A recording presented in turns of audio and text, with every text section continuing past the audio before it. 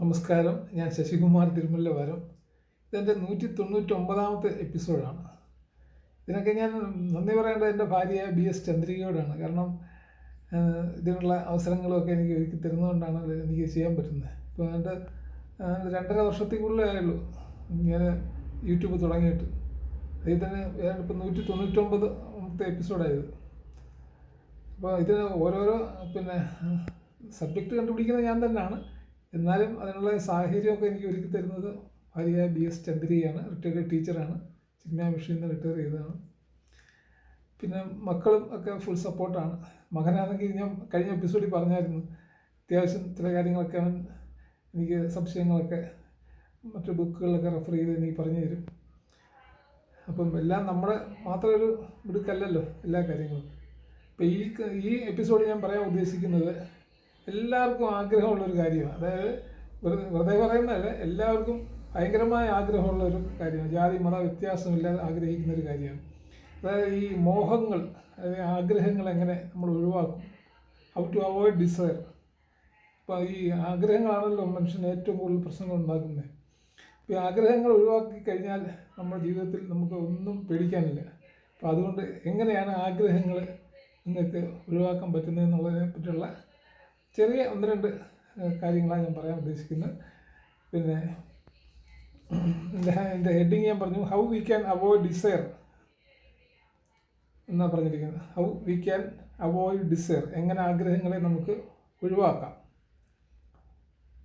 ഇനി ഹിന്ദു തത്വശാസ്ത്രം അനുസരിച്ചാണ് ഞാൻ തുടങ്ങുന്നത്. കാരണം ഈ വൈരാഗ്യം, വിവേകം, ഇത് രണ്ടും നമ്മൾ ഉണ്ടാക്കിയെടുത്താൽ മാത്രമേ നമുക്ക് ഈ ആഗ്രഹങ്ങളിൽ നിന്ന് രക്ഷപ്പെടാൻ പറ്റത്തുള്ളൂ എന്നാണ് ഹിന്ദു തത്വശാസ്ത്രം പറയുന്നത്. അതായത് മെഡിറ്റേഷനാണ് പ്രധാനപ്പെട്ട ഒരു രീതിയായിട്ട് പറഞ്ഞിരിക്കുന്നത്. ആ മെഡിറ്റേഷൻ എന്ന് പറയുന്നത് നമുക്ക് എങ്ങനെ മെഡിറ്റേഷൻ ചെയ്യാമെന്നുള്ളത് ഞാൻ പറഞ്ഞുതരാം. അതായത് നമ്മൾ ഈ ധ്യാന സമയത്ത് പറയുന്നതിലൂടെ നമുക്ക് ലോകത്തിലുള്ള എല്ലാ മോഹങ്ങൾക്കും കടിഞ്ഞാനിടാൻ സാധിക്കുന്നതാണ്. ഈ നമ്മുടെ മനസ്സിൽ ഈ പരബ്രഹ്മമാണ് ഈ ലോകത്തിൻ്റെ എല്ലാം അടിസ്ഥാനം എന്നുള്ള ആ ഒരു ചിന്ത വരുമ്പോഴത്തേക്കും നമുക്ക് ഈ നമ്മുടെ ആവശ്യമില്ലാത്ത ആഗ്രഹങ്ങളൊക്കെ നമുക്ക് നിയന്ത്രിക്കാൻ സാധിക്കുമെന്നാണ് പറയുന്നത്. പിന്നെ ഭഗവത്ഗീത പറയുന്നത്, ഭഗവാൻ ശ്രീകൃഷ്ണൻ പറയുന്നുണ്ട്, ഈ ലോകത്തെ സുഖങ്ങളെല്ലാം വെറും അസ്ഥിരമാണ്. ഒരിക്കലും ഒരു സുഖവും സ്ഥിരമല്ല, എല്ലാം അസ്ഥിരമാണ്. നമുക്ക് തോന്നുന്നത് സ്ഥിരമായിട്ട് കിട്ടുന്നൊക്കെ ആഗ്രഹം, നമുക്ക് ആഗ്രഹം ഉണ്ടെങ്കിൽ അതൊന്നും സ്ഥിരമല്ല, ഇതെല്ലാം അസ്ഥിരമായിട്ടുള്ള സുഖങ്ങളാണെന്നാണ് ഭഗവാൻ ശ്രീകൃഷ്ണൻ ഭഗവത്ഗീത പറയുന്നത്.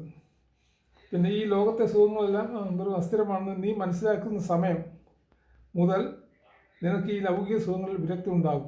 അതായത് ഭഗവാൻ പറഞ്ഞിരിക്കുന്നത്, നിനക്ക് ഈ ധ്യാന സമയത്ത് നിനക്ക് മനസ്സിലാവും നീ അനുഭവിക്കുന്ന സുഖങ്ങളെല്ലാം വെറും താൽക്കാലികം മാത്രമാണ് എന്ന് മനസ്സിലാക്കി കഴിഞ്ഞാൽ നിനക്ക് അതിൽ നിന്ന് വിരക്തി ഉണ്ടാവും. ആഗ്രഹങ്ങളിൽ നിന്ന് നമുക്ക് വിരക്തി ഉണ്ടാവും. അങ്ങനെ വിരക്തി ഉണ്ടായാൽ മാത്രമേ നമുക്ക് ഈ ആഗ്രഹങ്ങളെ നിയന്ത്രിക്കാൻ പറ്റൂ. പിന്നെ മോക്ഷമാർഗം തെളിഞ്ഞു വരുമെന്നാണ് പറഞ്ഞിരിക്കുന്നത്. കാരണം നമ്മൾ ഈ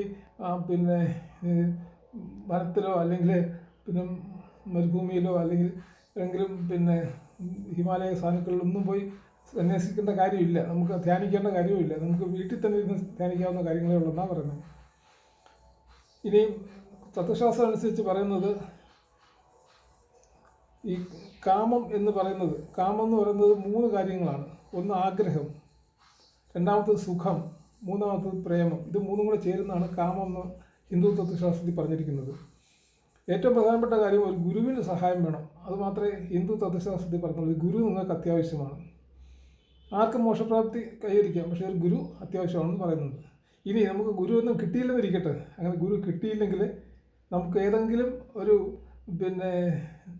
ഇഷ്ടദേവനെ, അപ്പം ഞാൻ ഗണപതി ഭക്തനാണ്, മഹാഗണപതി ഭക്തനാണ്, അപ്പം ഞാൻ ഗണേശനെയാണ് ഞാൻ ഗുരുവായിട്ട് എടുത്തിരിക്കുന്നത്.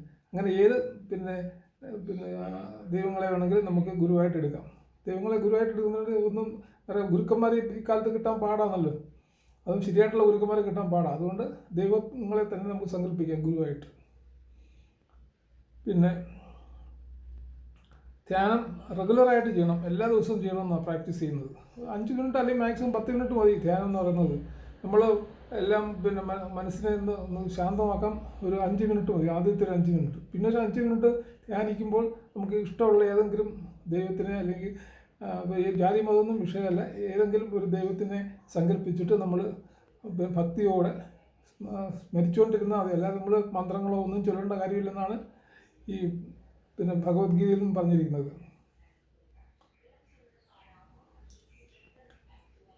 അപ്പോൾ ഈ അങ്ങനെ ഇരിക്കുന്ന ധ്യാനത്തെ ഇരിക്കുന്ന സമയത്ത് നമുക്ക് നമ്മുടെ മനസ്സിനെ നിയന്ത്രിക്കാൻ സാധിക്കുന്നതാണ്. മാത്രമല്ല ഈ മറ്റു ലൗകിക കാര്യങ്ങളോടുള്ള ഒട്ടൽ എന്ന് പറയുന്ന അവരോടുള്ള ഒരു അഭിനിവേശം, ഒരു ആസക്തി നമുക്ക് നിയന്ത്രിക്കാൻ സാധിക്കുന്നതാണ്. അതൊന്നും വിട്ടു നിൽക്കാൻ പറ്റും എന്നാണ് പറയുന്നത്. പിന്നീട് ചില ആളുകൾ സന്യാസം തിരഞ്ഞെടുത്ത് എല്ലാം ഉപേക്ഷിച്ച് ഹിമാലയ സർക്കിളിൽ പോയി തപസ് ചെയ്യാറുണ്ട്. അതിൻ്റെ ഒന്നും ആവശ്യമില്ലെന്നാണ് പറയുന്നത്. നമുക്ക് വീട്ടിൽ തന്നെ ഇതെല്ലാം ചെയ്യാം. ഇനി ഭക്തിയോഗത്തിൽ പറയുന്നത് എന്താണെന്ന് നോക്കാം. നിങ്ങൾക്ക് ഏതെങ്കിലും ഒരു ദൈവരൂപത്തിൽ ശ്രദ്ധ ചെലുത്താൻ സാധിച്ചാൽ നമ്മുടെ ശ്രദ്ധ പ്രാപഞ്ചിക സുഖങ്ങളിൽ നിന്ന് മോക്ഷപ്രാപ്തിയിലേക്ക് നിങ്ങളെ നയിക്കാൻ സാധിക്കുമെന്നാണ് പറയുന്നത്. ഞാൻ മുമ്പേ പറഞ്ഞത് തന്നെ അത് പറഞ്ഞിരിക്കുന്നത് നമുക്ക് ഏതെങ്കിലും ഒരു ദൈവരൂപത്തിൽ ജാതി മതമൊന്നും നോക്കാതെ ഏതെങ്കിലും ഒരു ദൈവരൂപത്തിൽ നമ്മൾ ശ്രദ്ധയോടെ നമ്മുടെ മനസ്സിനെ നമ്മൾ ധ്യാനിക്കുന്ന സമയത്ത് മനസ്സിൽ കൊണ്ടുവന്നാൽ നമുക്ക് ഈ പ്രാപഞ്ചിക സുഖങ്ങളിൽ നിന്ന് അതെല്ലാം നിസ്സാരമായ സുഖങ്ങളാണെന്ന് നമുക്ക് മനസ്സിലാവും. കാരണം ഈ പ്രാപഞ്ചിക സുഖങ്ങൾ ഞാൻ ആ ലെവലിലൊന്നും എത്തിയിട്ടില്ല. എന്നാലും ഞാൻ പറയുക, ഞാൻ ശ്രമിക്കുന്ന ഒരാളാണ്. അപ്പോൾ അങ്ങനെ നമുക്ക് മോക്ഷപ്രാപ്തിയിലേക്ക് എത്താൻ പറ്റുമെന്നാണ് പറയുന്നത്.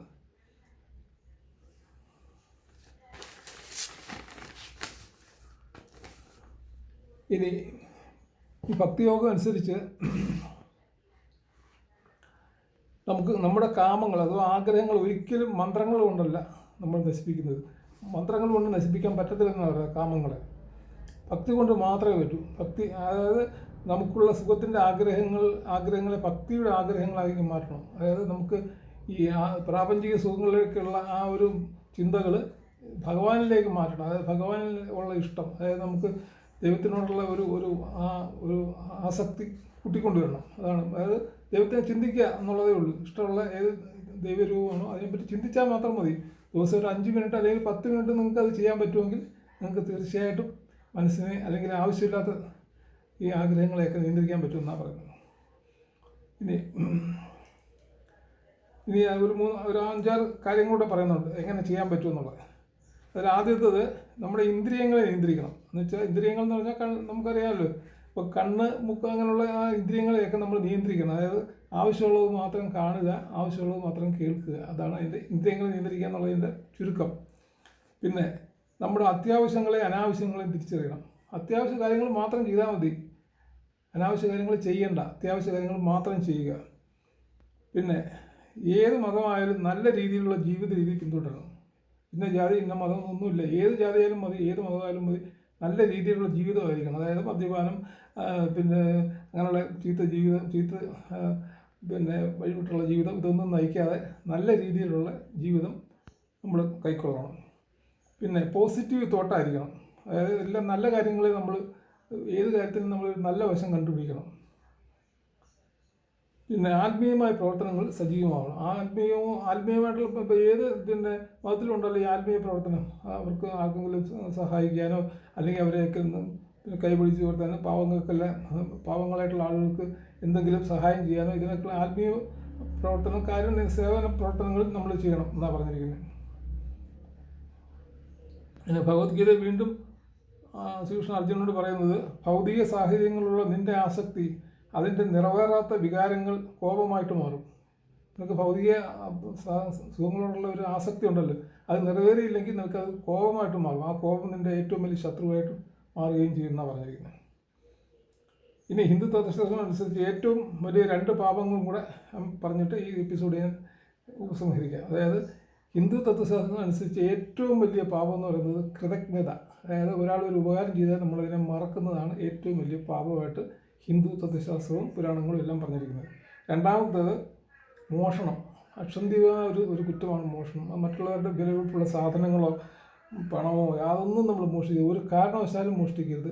ഒരിക്കലും അത് ചെയ്തതെന്ന് പറയുന്നത്. കാരണം അതൊരിക്കലും ദൈവം സഹിക്കുന്നൊരു കാര്യമല്ല, നമ്മുടെ മറ്റുള്ളവരുടെ സാധനങ്ങളോ പണമോ അല്ലെങ്കിൽ ഉള്ള സാധനങ്ങളൊന്നും മോഷ്ടിക്കുന്നത്. അപ്പോൾ ഇതാണ് എനിക്ക് പറയാനുള്ളത്. നന്ദി, നമസ്കാരം.